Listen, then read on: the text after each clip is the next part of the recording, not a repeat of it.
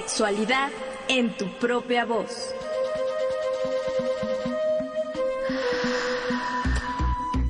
Historias, mitos y revolcones del pasado que resuenan en el presente.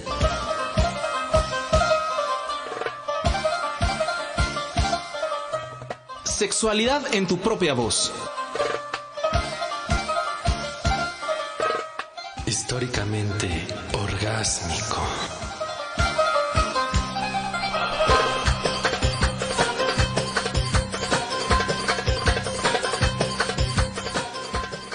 Buenas noches, bienvenido, bienvenida a este segundo programa del año 2022. Agradecemos su sintonía a través de las frecuencias de Radio Educación y de las plataformas digitales. Nos da mucho gusto saludarle. Mi nombre es Edith Rojas y a la distancia me acompaña Juan Carlos Hernández Meijueiro. ¿Qué tal, Juan Carlos? Querida Edith, muy feliz año a nuestro auditorio. Hoy, una semana después del programa de nuestra querida Lourdes Diaque, que fue asesinada en el año 2000, educadora sexual, defensora de la diversidad sexual, que no se nos llamaba así en esa época, era homosexuales y lesbianas y ya, y fue asesinada, como escuchamos en nuestro programa pasado, el 1 de enero del año 2000, así que la recordamos. Y hoy, bueno, pues con noticias de que Cuadri anda ahí de homófobo, ¿tú crees? Y ahí le están poniendo los límites, una diputada se rapó, para protestar y para que se le haga juicio político por transfobia. Así que hoy vamos a hablar de eso también en nuestro programa, querida Edith. Así es, Juan, no podíamos esperar menos de este personaje y como tú bien lo dices, recordando a Lourdes Diaque, también ella defensora de los derechos humanos de la comunidad LGBT. Y bueno, pues para entrar en materia, justamente esta noche vamos a platicar sobre el largo camino de la lucha de la comunidad LGBT+, que ha consolidado reformas que garantizan sus derechos de identidad, a la salud, a la representación política y también a la asociación. Por ello nos dimos a la tarea de invitar a un especialista en el tema y sobre todo porque llegó a nosotros uno de sus artículos que él pues intitula como 2021 Avances logrados sobre derechos LGBT+ en México. Y también nos dice que de norte a sur, de la península de Baja California a la península de Yucatán, durante el 2021, los derechos LGBT+ registraron varios avances en distintos estados de México. Damos la bienvenida a Edgar Ulises Segura. Él es licenciado en Ciencias de la Comunicación por la UNAM, especialista en comunicación política y en procesos legislativos. Actualmente se desempeña como periodista en Homosensual, colabora con Chilango y es profesor de asignatura en la Facultad de Ciencias Políticas y Sociales de la UNAM. Buenas noches, Edgar. Bienvenido a Sexualidad en tu propia voz. Hola, ¿qué tal, Edith? ¿Qué tal, Juan Carlos? Mucho gusto estar con ustedes. Muchas gracias por estar aquí. Y en un minuto, para volver y profundizar, ¿qué nos dices de los avances de la comunidad LGTB en el 2021? En un minuto para regresar. Mira, creo que ha sido un buen año en materia de avances de derechos humanos de la comunidad LGBT en 2021. Yo creo que las principales leyes en materia de derechos LGBT en México, o las más importantes, las que más interesan a la comunidad, son la de matrimonio igualitario, la ley de identidad de género, la tipificación de los crímenes de odio y la prohibición de las terapias de conversión. Y en todas ellas, en todas estas materias hubo avances. 7 estados que aprobaron la ley de identidad de género, 5 estados donde se prohíben los crímenes de odio, 5 estados donde se prohíben las terapias de conversión. Y además hay 2 estados donde se permite a las infancias trans, se reconoce su identidad, y algunas otras sentencias de la Corte, ya más para personas con VIH, para otro tipo, para personas gestantes, etcétera, que pues la verdad hacen que haya sido un año muy productivo en materia de derechos LGBT. Muy bien, pues vamos a platicar de eso con nuestro querido invitado, Edgar Ulises Segura, para que nos ayudes a aclarar al auditorio y a nosotras, nosotros y nosotres, cuál era la situación antes de cada uno de los logros del 2021 y cuál es la situación ahora, para que nuestro público sepa por qué a este programa le intitulamos Los avances de la comunidad LGTB, y más sobre cuestiones legislativas. Estamos aquí en Sexualidad en tu propia voz. Vamos a ir a un corte, ¿cierto, Edith? Así es, Juan, pero antes hay que invitar a nuestros radioescuchas a que se comuniquen y nos escriban a través de Facebook, @SexProVozOficial, o al WhatsApp de cabina 5512-33-2915. Ahora escuchemos la siguiente cápsula: Lucha por los derechos LGBT+ en México. ¿Sabías que desde hace varias décadas se ha luchado en México por el reconocimiento de los derechos LGBTTIQ?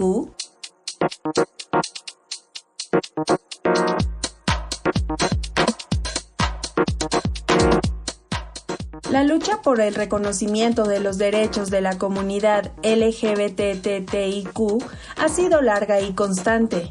En México, inició en el año 1978 con la creación del Frente de Liberación Homosexual y una marcha que realizaron durante el aniversario de la Revolución Cubana.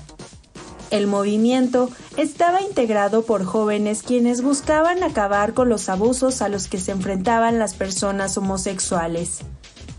A partir de ese año, comenzaron a surgir más contingentes y en junio de 1979 se llevó a cabo la primer Marcha del Orgullo Homosexual, la cual tuvo lugar en la Ciudad de México. El Orgullo es un proyecto político que surgió para contrarrestar las ideas negativas sobre las personas homosexuales y trans. Tenía el objetivo de denunciar con orgullo y dignidad la existencia de las personas LGBTTIQ, existencia que era criminalizada, estigmatizada y satanizada. Ahora, este proyecto se convirtió en un movimiento que año con año se mantiene en lucha, no solo para visibilizar a la comunidad, sino también para exigir el reconocimiento de sus derechos.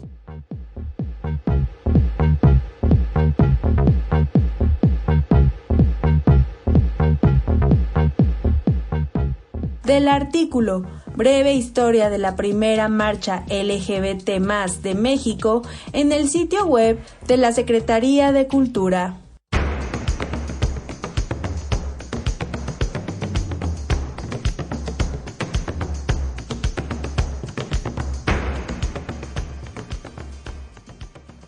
Juan Carlos, acabamos de escuchar esta cápsula que nos da un poquito de contexto histórico sobre la comunidad LGBT+, una lucha que aquí en México, para recordar y contextualizar a nuestros radioescuchas, el pasado mes de junio se cumplieron 43 años de su salida del closet. Así es como esta comunidad lo hace llamar, ya más de 4 décadas que han pasado desde aquel sábado 27 de junio de 1979, cuando este grupo reducido de homosexuales, lesbianas y travestis salieron a las calles de la Ciudad de México pues para protestar por las redadas y la violencia que vivían en los espacios públicos con policías y judiciales. Algo importante que hay que mencionar, Juan, es que la gran mayoría de aquellos activistas provenían de otros movimientos como el estudiantil, el ferrocarrilero, de obreros y desde luego el movimiento feminista. Y creo que quién mejor para contarnos esta historia, tú, Juan Carlos, sobre también este Frente de Liberación Homosexual, que es el parteaguas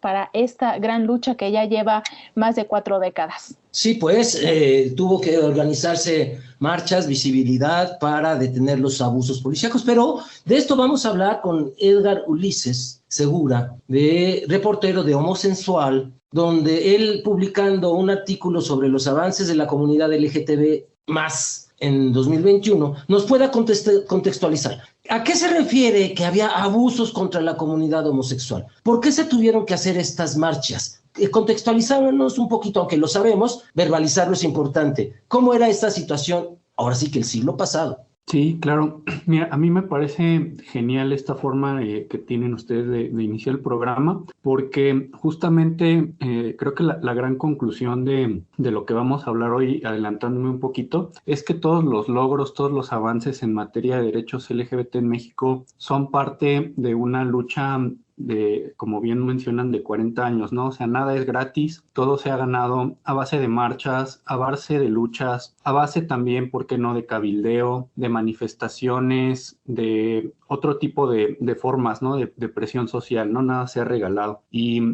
pues si nos vamos a la pregunta de cómo era antes, pues el contexto en la década de los 70, cuando surge el Frente Homosexual de Acción Revolucionaria, pues era que las personas LGBT sufrían detenciones arbitrarias en las calles por parte de la policía, sufrían extorsiones, era pues muy, muy complicado, ¿no? Era prácticamente suicida expresar la orientación sexual diversa abiertamente, ¿no? O sea, como que había un closet obligatorio en la calle, en el trabajo, en la familia. Sí, prácticamente en la expresión abierta de la diversidad sexual pues estaba acotada, ¿no? a ciertos espacios que siguen existiendo y que siguen siendo espacios de lucha y de disidencia, como la Zona Rosa, ¿no? Hay bares históricos de Zona Rosa desde la década de los 70, de los 80, el 9, etcétera, pues que eran los espacios en los que la comunidad podía expresarse abiertamente, pero fuera de eso, pues era complicado, ¿no? Y son cosas que de una u otra forma siguen presentes: discriminación laboral, discriminación incluso en casa, ¿no? En la pandemia, un fenómeno muy interesante que nos dejó, pues es que de repente las personas LGBT llegan o se ven forzadas a estar confinadas con sus familias en casa. A lo mejor su familia no conocía su orientación sexual y de repente en la convivencia forzada pues esto sale a la luz y muchas personas terminan siendo expulsadas de sus hogares, ¿no? Y aquí es donde volvemos a la importancia de la lucha social y de las organizaciones civiles. Han surgido en esta pandemia, por ejemplo, refugios para personas LGBT como Casa Frida o como algunos otros en varios estados de la República, pues que se dedican a apoyar a estas personas que siguen encontrando este tipo de problemas. Refugios, Edgar, Ulises, me estás hablando de como si hubiera una persecución. Es decir, ¿por qué tenemos que construir refugios en nuestro México para proteger a las personas de la diversidad sexual de sus familias? Exactamente, eso es lo lamentable y fíjate que aquí ya entrando un poquito en materia en cuanto al tema de los avances en derechos, creo que algo que podemos ver es como muy muy lentamente vamos viendo un cambio cultural, ¿no? De repente ahí podríamos preguntarnos, ¿no? Es como el juego del huevo y la gallina. ¿Qué se necesita que pase primero? Que tengamos un cambio cultural y que ese cambio cultural se refleje en las leyes, o que aprobemos leyes más tolerantes que nos permitan transitar hacia un cambio cultural, ¿no? Pues yo creo que es simultáneo, ¿no crees? Fíjate, les cuento rápido una anécdota. Iba en el metro, Ciudad de México, en el último vagón, ¿cuál debe? Y entonces los muchachos estaban besando y una señora que iba junto a mí los veía y le hacía ¡ash! Y los volteaba a ver y le hacía ¡ash! Hasta que me volteé a ver haciéndole ¡ash! Y me dice, ¿qué no los ve? Le dije, sí. Me dice, pero ya hasta legalmente se pueden casar, así que no le puede decir nada a una. Le dije, no señora, no les diga nada, ¿no? Pero la señora tenía en la mente que si ya legalmente se pueden casar, ella no tiene derecho a ofenderlos en el metro. Y ellos tienen derecho de ir expresando su cariño en el metro. Y eso me impresionó, cómo la ley puede educar. ¿Cómo ves esto? Exactamente, ese creo que es el punto principal, ¿no? Si nosotros tenemos, y fíjate, creo que hay un ejemplo incluso más claro, ¿no? El de las personas trans. Si las personas trans ya tienen derecho reconocido en su estado a tener un acta de nacimiento, una identificación oficial con el nombre con el que se identifican, pues las personas al acudir a un trámite, pues ya las van a tratar así y esto se va a ir normalizando. Entonces creo que es muy, muy importante que estos cambios legales se reflejen en un cambio cultural, pero también como mencionábamos, estos cambios pues son producto de años de lucha que vienen precisamente de avances culturales.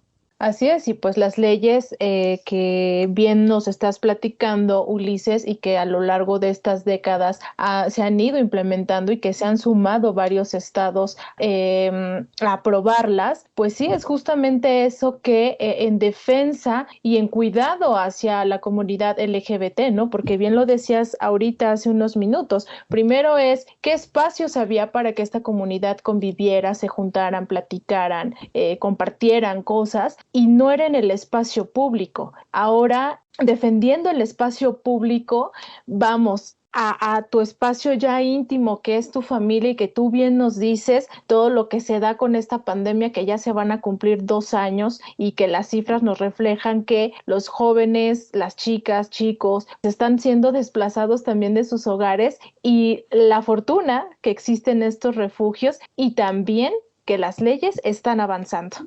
Sí, claro, totalmente. Y, por ejemplo, algo que a mí me interesa mucho enfatizar es que esto en gran parte se trata de igualdad, ¿no? De repente hablamos del tema de matrimonio igualitario, y lo que no nos ponemos a pensar es que las parejas LGBT se pueden casar en cualquier estado del país. Lo pueden hacer en cualquier lugar porque desde 2015 la Suprema Corte de Justicia de la Nación ya emitió un criterio en el que determinó eso. ¿Cuál es el problema? El problema pues es que hay estados donde no se ha regulado esto, y donde las personas LGBT, las parejas LGBT tienen que tramitar un amparo para poderse casar, y este amparo a lo mejor se tardan 3 o 4 meses y tienen que pagar un abogado, y a lo mejor se van a gastar entre 9,000 y 20,000 pesos nada más para poder casarse, cuando las parejas heterosexuales lo pueden hacer en un solo día y sin necesidad de hacer tantos gastos, ¿no? Entonces, ahora son nada más 6 estados donde no hay matrimonio igualitario. Pues es una situación verdaderamente ridícula, porque simplemente se está poniendo a las parejas LGBT un obstáculo para acceder a un derecho al que finalmente de todos modos van a terminar accediendo, pero solamente se les hace pues perder tiempo y se les hace gastar ahorita los balconeamos a estos estados que no han aprobado el matrimonio igualitario, pero dinos un poco antes, para entender los avances del 2021. ¿Qué avances consideras que hubieron en la lucha del movimiento en los años 90, en los 2000? ¿En qué se avanzó?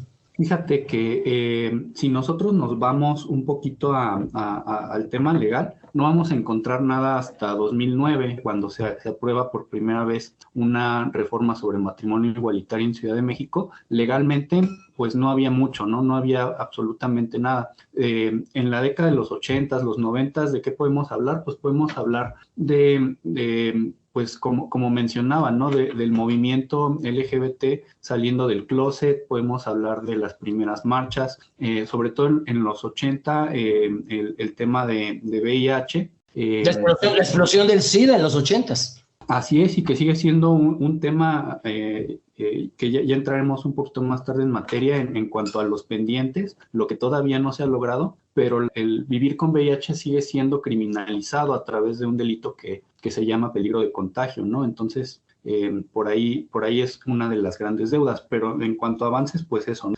La visibilidad del movimiento, el tema, ¿no? de empezar a construir organizaciones que van saliendo a las calles, el tema de crear estas redes de apoyo, estas redes de solidaridad, es como el inicio de este cambio cultural. Luego viene el tema de sociedades de convivencia, que era un eufemismo, ¿no? Para tratar de llamar al matrimonio igualitario por ahí del año 2006. Con Enoé Uranga. Enoé Uranga, exactamente. Sí, es en el año 2006, y 3 años después, ya hasta 2009, llega la primera reforma sobre matrimonio igualitario en Ciudad de México, que por cierto fue impugnada por el gobierno federal. En aquel momento el gobierno de Felipe Calderón no estaba de acuerdo con la reforma, la impugna la Procuraduría General de la República, y no es sino hasta 2010 que las primeras personas LGBT se pueden casar en Ciudad de México, ya que la Suprema Corte avala esta reforma aprobada en aquel entonces en la Asamblea Legislativa del Distrito Federal, ¿no? Que ya es ahora el Congreso de la Ciudad de México. Muy bien, vamos a ir a un corte y vamos a regresar para que hablemos de cuáles fueron los cambios que han habido y cómo se organizó el movimiento. Hablaste de alianzas, hablaste de solidaridad. Vamos a ver cómo es desde tu perspectiva, Edgar Ulises Segura, que el movimiento se fue organizando para obtener los logros que hoy tenemos en el 2021. Estamos aquí en Sexualidad en tu propia voz. Vamos a ir a un corte, ¿cierto, Edith? Sí, les recordamos que estamos platicando sobre los avances logrados a lo largo del 2021 en materia de derechos humanos para la comunidad LGBT+, con el periodista y profesor Edgar Ulises Segura. Ahora es momento, como tú lo dices, Juan, de hacer un corte. Escuchemos cómo puede ponerse en contacto con nosotros.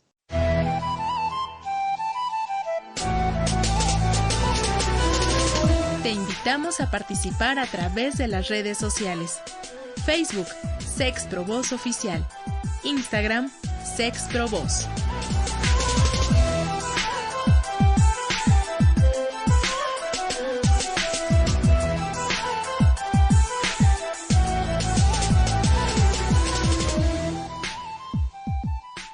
Así es como usted puede hacernos llegar sus mensajes, sus opiniones. Además de la página de Facebook, también puede escribirnos al WhatsApp 55 12 33 29 15. Ahora conoceremos sus comentarios y sus opiniones con respecto a los últimos programas que ustedes estuvieron escuchando, porque las últimas 3 emisiones, Juan Carlos, andábamos entre comillas de vacaciones, ¿verdad? Pero bueno, tuvimos que... Fueron grabados. Exacto, tuvimos que lanzarlos grabados, ya semanitas antes los habíamos preparado y bueno, pues hubo un programa que ustedes escucharon sobre todas las voces, un programa radiofónico a cargo de Derechos Humanos y Géneros de la Universidad de Ciencias y Artes de Chiapas, y Elba Narcia, que es directora de Derechos Humanos y Género en la UNICACH, nos dice: muy buen programa, gracias por el espacio. Y después también en otro programa, Rosalinda Sandoval nos dice: feliz año al excelente equipo que conforma ese gran programa. Juan Manuel Olvera, los mejores deseos para todo el staff del programa, en particular para Juan Carlos, por su incansable labor de promover y divulgar los temas relacionados con la sexualidad humana desde una visión clara, sin tabús ni prejuicios. Eduardo Moreno, les deseo felicidad y prosperidad a todos los que laboran en Radio Educación, en especial a la familia de Sexprovoz. Carolina Colín Contreras, muchas felicidades a todos. Valeria Arroyo, sexóloga Fénix, gracias por todo, los quiero, Juan, Edith y su productora y todos los demás. Salvador Guerrero Cortés, feliz año nuevo. Juan Ernesto Guerrero Mancera, buenas noches equipo de Sexualidad en tu propia voz, audiencia, feliz, saludable, exitoso, enriquecedor, comunicado y cultural año 2022. Feliz y larga vida. Es realmente enriquecedora la información que nos brindan en cada programa. Gracias por ello. Fue un año complicado, pero de aprendizaje. Alejandro Sánchez Soria nos pregunta: ¿y Angie? Alejandro Sánchez, pues te contestamos. Angie ya va a cumplir un año que ya no está en la conducción de este programa. Ahora yo, Edith Rojas, acompaño a Juan Carlos Hernández Meijoiro. Ojalá que nos continúes escuchando y por supuesto también si deseas volver a escuchar también la voz de nuestra querida Angie, puedes consultar nuestros podcasts que están disponibles en el sitio de descarga www.e-medioradio.edu.mx o en iVoox nos encuentras como Sexualidad en tu propia voz. Teresa Durán, feliz año para todo el equipo, profe Juan Carlos Meijoiro. Leonor Cayetano, mil gracias por todo. Varela Leslie, feliz año nuevo a todo el equipo que hace posible el programa. Eduardo Moreno, deseándoles un feliz año 2022 lleno de amor, sueños, éxitos, proyectos y sobre todo mucho, pero mucho, pero mucho sexo. Oscar Barojas Hernández, igualmente sea para todos ustedes. Víctor Hugo Flores Ramírez, excelente invitada. Y bueno, es que Víctor Hugo se refiere a la emisión pasada donde dedicamos el programa a Lourdes Diaque y se refiere también a nuestra invitada que fue la maestra Ofelia Reyes Nicolat, que esperemos que próximamente esté con nosotros acompañándonos en una emisión más. Y por último, Gerardo Rendón, saludos a todo el equipo, que sea un año más de tratar temas tan interesantes, de lo cual a estas alturas del siglo XXI continúan muchos tabús. Feliz año y que viva el sexo. Los mejores deseos a todo el equipo de Sexprovoz. Ahora sí, un montón de mensajes y les agradecemos porque es la forma de comunicarnos entre ustedes y nosotras, nosotros y nosotres. Y pues gracias por los comentarios, nos los llevamos al corazón. Feliz año también para todos y todas y todos ustedes. Y pues aquí estamos, ¿no, querida Edith? ¿Con quién? Pues estamos con el periodista y con el profesor Edgar Ulises, y él nos está platicando sobre estos avances, estos logros en materia de derechos humanos para la comunidad LGBT, y lo invitamos porque él hizo un arduo trabajo durante este fin de año pasado, porque se dedicó a escribir un artículo que recapitula todos estos avances. Muy bien, y entonces aquí, querido Edgar, estábamos preguntándonos antes del corte, ¿cuáles han sido las estrategias del movimiento para llegar a estos logros? Fíjate, Juan Carlos, que yo destacaría dos, ¿no? O sea, yo creo que el movimiento LGBT y las organizaciones LGBT, sobre todo en los estados, pues van surgiendo para defenderse de los atropellos hacia sus derechos, para conseguir derechos que les han sido negados. Pero yo creo que con el paso del tiempo, pues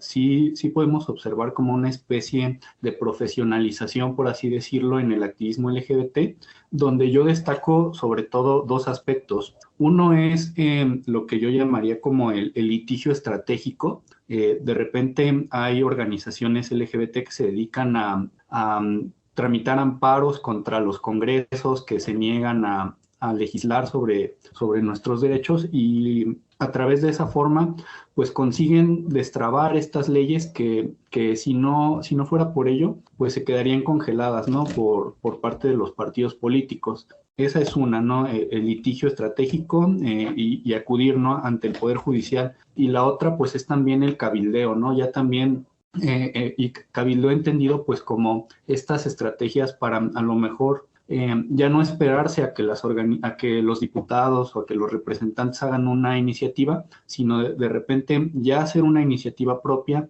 presentarla como una iniciativa ciudadana o acercarse con los legisladores, sensibilizarlos, hacer todo este trabajo de explicarles en qué consisten las iniciativas, cuál es su importancia. Perdón que te interrumpa, querido Edgar. ¿No crees que antes de estas, digamos, estrategias legislativas o legales, una de ellas fue la visibilidad? Es decir, aquí estamos y estamos en todos lados. No sé si tú recuerdes que una de las consignas de una marcha fue estamos en todos lados. ¿Ah? Entonces, fue irnos haciendo visibles. Yo recuerdo en 1983, la primera marcha que participé, pero en el 84, la policía iba pegándonos a los que íbamos hasta atrás de la marcha, nos iban dando toletazos, y yo estaba en el grupo gay Cálamo, Espacios y Alternativas Comunitarias, y lo que hacíamos era nuestro grupo hacer un cordón de irnos entrelazando los brazos para que la policía no nos hiciera nada. Y ya después, 20 años después, iban vestidos de rosa y cuidando la marcha. ¿No crees que esta visibilidad terca de cada año estamos aquí, haya tenido que ver? Por supuesto que sí, y además la comunidad creo que ha tenido un repertorio muy, muy rico de estrategias para visibilizarse, ¿no? Por ejemplo, hay de repente manifestaciones contra la homofobia, contra la LGBT-fobia, que es pues la comunidad saliendo a bailar voguing en las calles, en las plazas públicas. Otra muy importante. O el maravilloso besotón. Los besotones. En el parque de Six Flags, en el Ajusco, donde, no quiere que nos besemos, pues vas a tener 40, 50 parejas del mismo sexo besándose. Claro, sí. Entonces es un repertorio muy, muy rico de estrategias de visibilización y como bien mencionas, pues lo primero es eso, ¿no? Es este impacto cultural, esta visibilidad, es el decir aquí estamos, esto exigimos, etcétera, y ya después pues vienen pues estas estrategias, ¿no? más directas para conseguir estos logros. Claro. Y bueno, Ulises, ¿se ha logrado encauzar una lucha homogénea entre las diferencias que también existen dentro de la comunidad, es decir, lesbianas, gays, trans? ¿Tú has notado eso? A mí me parece que sí, a mí me parece que sí, si bien de repente sí podemos identificar ahí algunos cismas en la comunidad. Yo creo que sí, yo creo que hay una solidaridad muy grande y eso es lo más importante. Vemos a activistas trans que son muy aguerridas, luchando por el matrimonio igualitario. Vemos a chicos gays, cisgénero, luchando por la ley de identidad de género. Vemos a toda la comunidad unida por la tipificación de los crímenes de odio porque nos están matando. Vemos a toda la comunidad unida en esta lucha por prohibir las terapias de conversión, que son violaciones a los derechos humanos disfrazadas. Entonces, yo creo que sí, hay una gran articulación y también hay una articulación pues nacional, ¿no? de movimientos que pues se van acompañando, ¿no? Y ahí se va avanzando. Para profundizar en estos avances y mencionarlos uno por uno y que nos vayas ilustrando de qué se avanzó, los que ya has mencionado, pero profundizarlos. ¿Cuál sería tu opinión sobre los grupos de ultraderecha y los líderes religiosos contra la comunidad de la diversidad sexual. Es decir, se ha logrado tener los avances a pesar de la ultraderecha tradicionalista mexicana. Sí, claro, exactamente como lo mencionas, a pesar de, ¿no?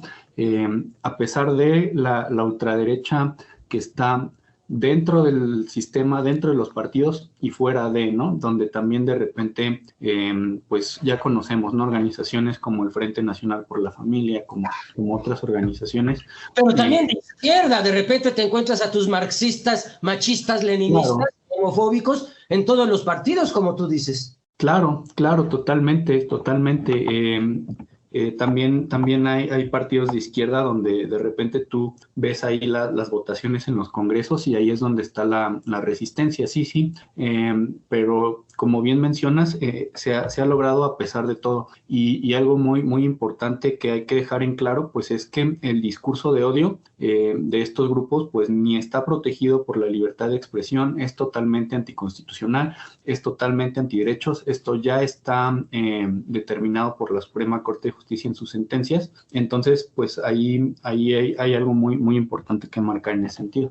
Muy bien, pues estamos aquí en Sexualidad en tu propia voz, platicando con el reportero Edgar Ulises Segura, comunicólogo de la UNAM y que es reportero de Homosensual. Mira, me fui 20 años atrás. 20 años atrás, Homópolis era con las revistas que salían del otro lado, Macho Tips, pero no, Homosensual. Y vamos a ir a un corte y a regresar.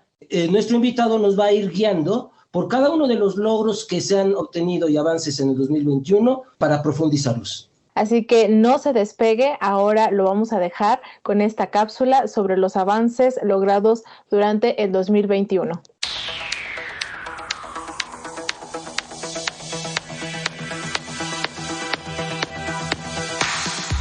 Durante 2021 se lograron diversos avances para los derechos de las personas LGBTTIQ en México, tales como algunas reformas sobre matrimonio igualitario e identidad de género.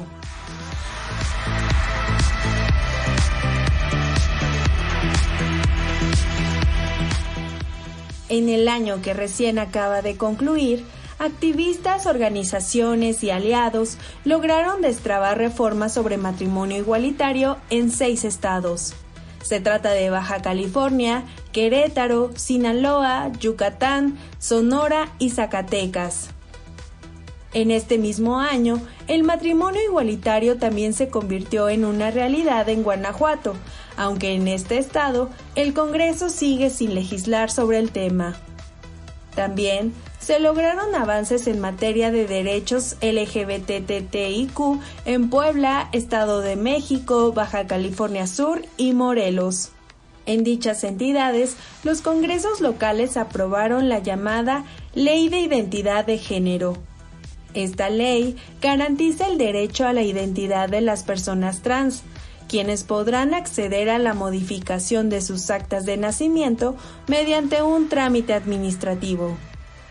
En la Ciudad de México y Oaxaca también hubo avances. A partir de 2021, ambas entidades permiten a las adolescencias trans obtener el reconocimiento de su identidad de género sin necesidad de esperar a cumplir la mayoría de edad. Otro de los grandes avances es la prohibición de las llamadas terapias de conversión en 5 estados: Baja California Sur, Yucatán, Zacatecas, Colima y Tlaxcala.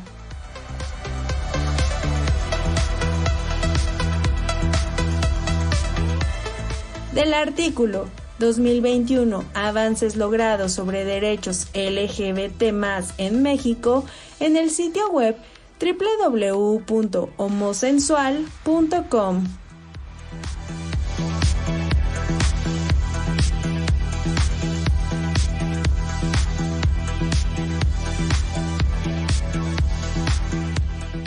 Acabamos de escuchar estos avances muy puntuales que se dieron durante el 2021 y de ello estamos conversando con el periodista y con el profesor Edgar Ulises Segura y queremos, Edgar, que nos desmenuces cada uno de estos avances que fueron mencionados en esta cápsula que acabamos de escuchar. Bien, se mencionó primero el matrimonio igualitario, que como tú ya no lo habías dicho, que desde el 2009 se propone este matrimonio, hasta el 2010 es cuando se aprueba. ¿Y qué ha pasado durante estos años en materia de matrimonio igualitario para la comunidad LGBT? Empecemos por ahí. Bueno, pues como bien dices, en 2009 es la primera aprobación de matrimonio igualitario en una entidad federativa, que no era Estado entonces el Distrito Federal, y pues ya prácticamente 12 años después ya son 26 los estados donde está aprobado el matrimonio igualitario. Ya es pues prácticamente todo el territorio nacional, son solamente 6 estados los que faltan.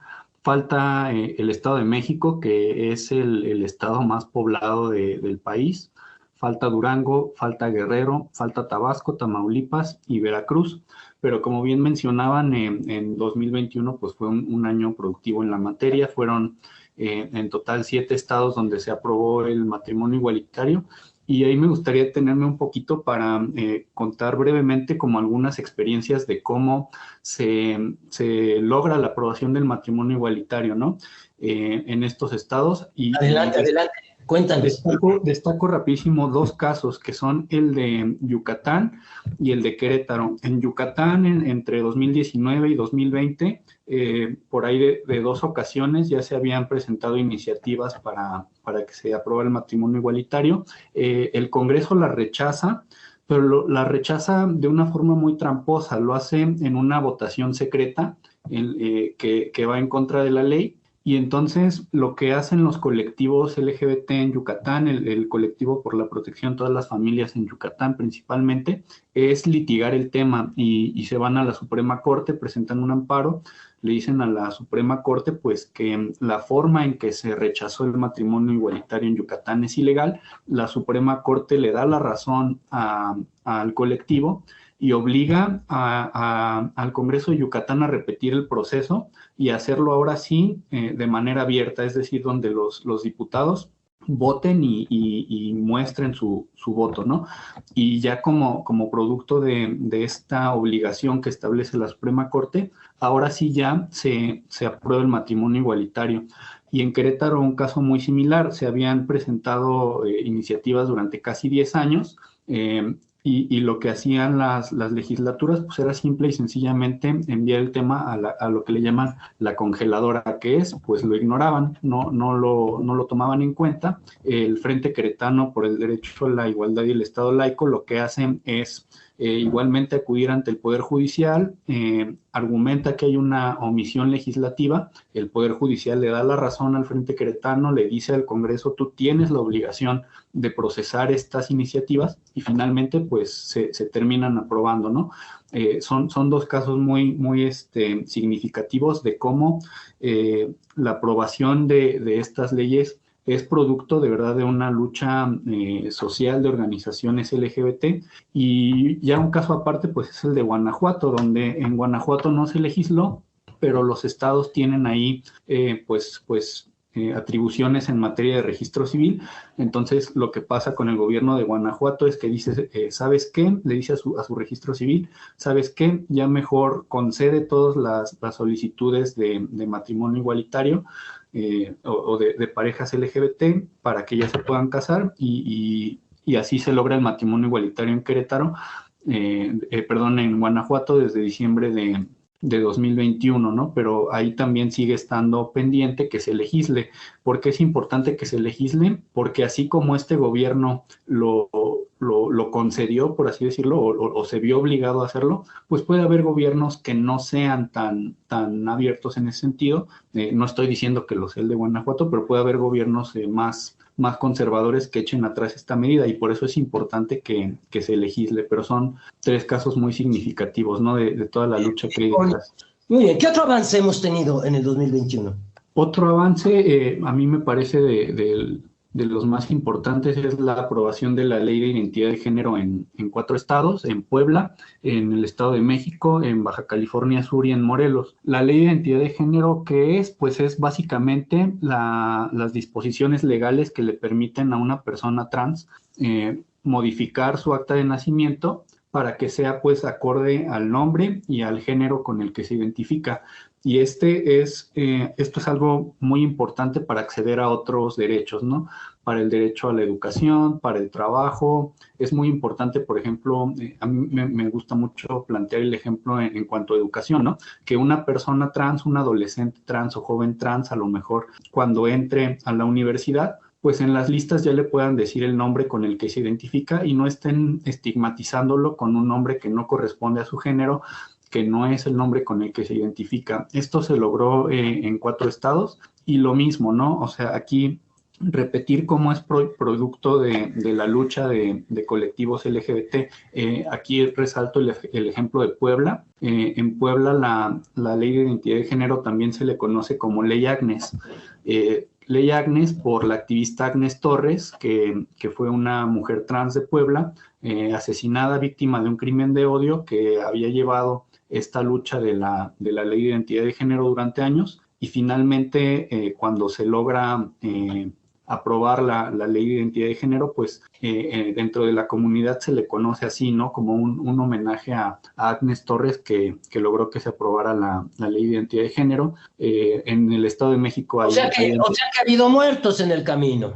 Muchísimos, claro que sí, y ahí está el dato de la organización Letra S, de que México es el segundo país de Latinoamérica con más crímenes de odio, solo detrás de Brasil. El año más devastador para la comunidad en 2000 es 2019, con 117 crímenes, y pues ahí precisamente son las personas trans las más afectadas. Por eso es la importancia de este avance de la ley de identidad de género, que pues, vaya permitiendo normalizar la existencia de las personas trans y que sean tratadas de acuerdo con su identidad de género. Muy bien. Sí, y decir, Edgar Ulises, que desde el 2008 es que la aprobación de la ley de identidad de género reconoce a las personas trans, pero en este caso, hablando ya en materia de adolescencias trans, es que se da este avance en 2021, ¿es así?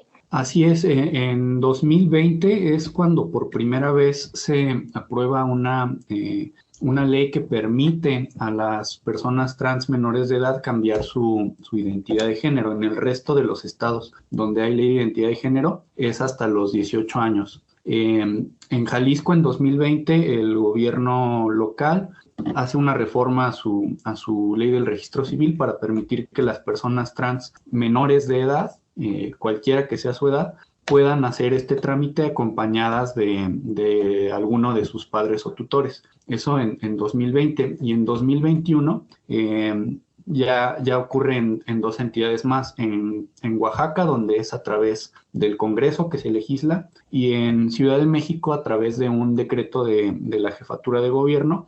Y aquí me parece muy importante resaltar que son casos en los que está totalmente involucrada la familia. Hay una organización aquí en Ciudad de México que se llama la Asociación por las Infancias Transgénero, que está conformada por papás, mamás y niños y niñas trans, que pues tienen esta lucha, ¿no? O sea, de que son... ¿Tú qué le dirías a la gente de la derecha que dice que no hay infancias trans, que es una perversión de menores, etcétera? ¿Tú cómo los responderías? Pues les invitaría justamente a ver este caso de la Asociación por las Infancias Transgénero.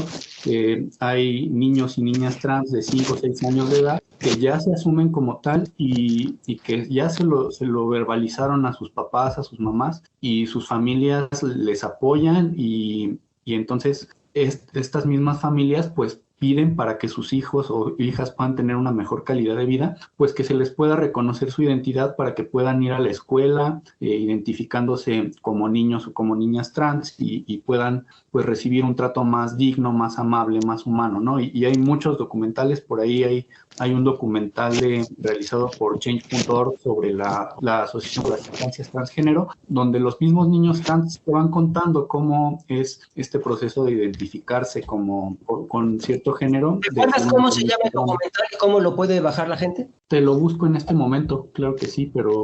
Vamos a poner en las redes para que ustedes puedan consultar a personas trans infantes hablando de su necesidad de la transexualidad, transgeneridad.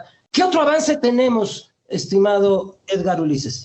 Bueno, a mí me gustaría, Juan, a ver si, no sé, Edgar Ulises pensaba en mencionar eso sobre los crímenes de odio. ¿Qué avance ha habido en eso? Sobre los crímenes de odio, fíjate que es un tema ahí un poquito agridulce. Fueron 4 estados los que lograron la tipificación de los crímenes de odio en 2021. Es Zacatecas, Tlaxcala, Quintana Roo y Oaxaca, pero siguió siendo un año con bastantes crímenes de odio en México. Se registraron 77 casos. En la mayoría de ellos las víctimas fueron mujeres trans, y aquí de verdad que hay una paradoja muy fuerte, ¿no? Yo reconozco que es importante la tipificación de los crímenes de odio por lo que mencionábamos, este reconocimiento por parte del Estado de que está mal, avance hacia un cambio cultural, pero la paradoja es que, por ejemplo, Veracruz es el estado del país con las penas más grandes por crímenes de odio. Hay hasta penas de hasta 70 años por crímenes de odio en Veracruz. Y al mismo tiempo, Veracruz es el estado con más crímenes de odio del país, por ahí de 30 por año. Entonces, ahí estamos hablando de una brecha muy importante entre lo que dice la ley y lo que se aplica, ¿no? ¿Qué pasa? Pues que cuando las autoridades investigan, pues no aplican los protocolos, no se investigan los crímenes como crímenes de odio y al final terminan quedando en la impunidad y pues no se logra esto que estamos comentando, ¿no? Que a partir de la ley haya un cambio cultural.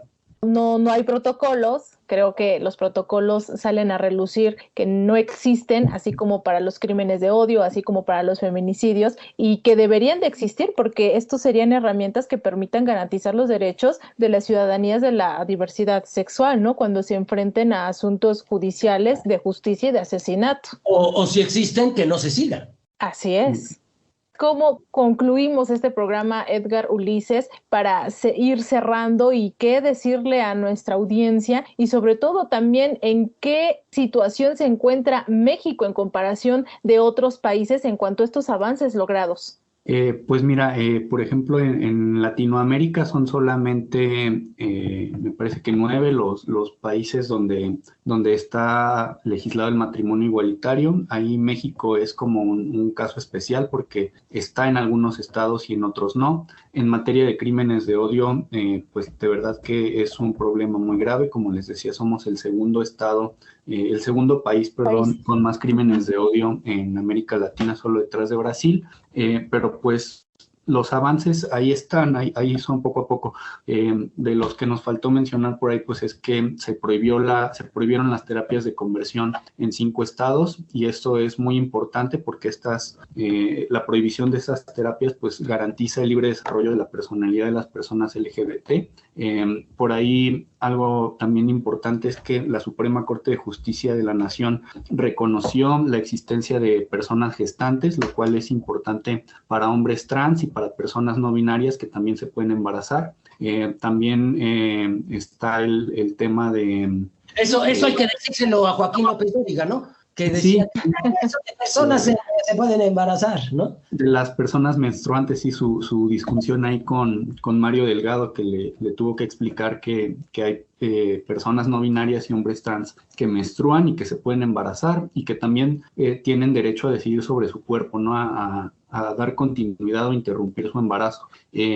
También por ahí la Suprema Corte de Justicia determinó que hay que ponerle límites a la objeción de conciencia, esta prerrogativa que tienen los médicos de negarse a prestar servicios a cierto tipo de poblaciones. Y en cuanto a los pendientes, yo me quedo con uno muy importante, que es la derogación del delito de peligro de contagio.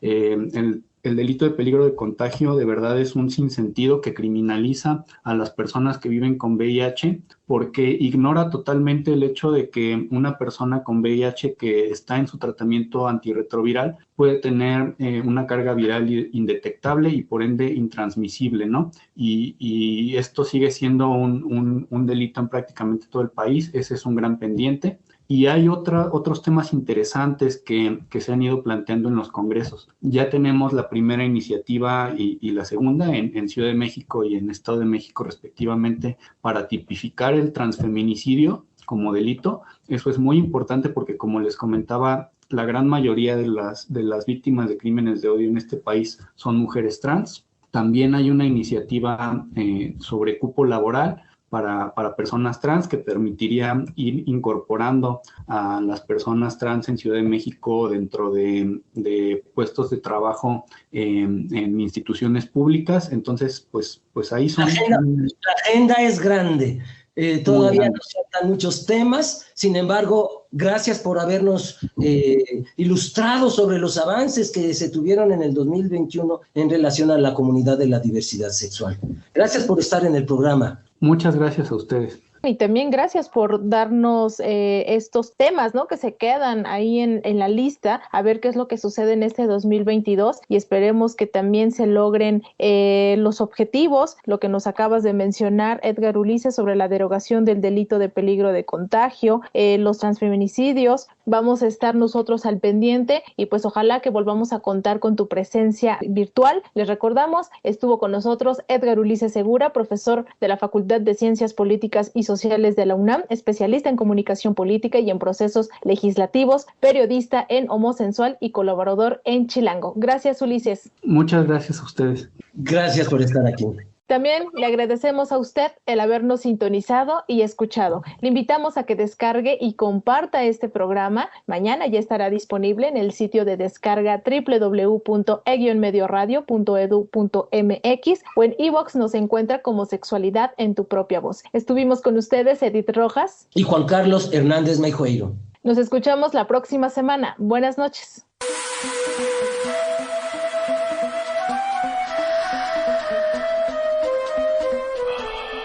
Sexualidad en tu propia voz.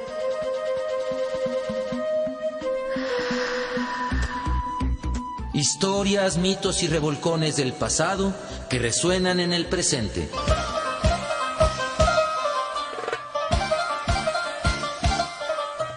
Sexualidad en tu propia voz. Históricamente orgásmico.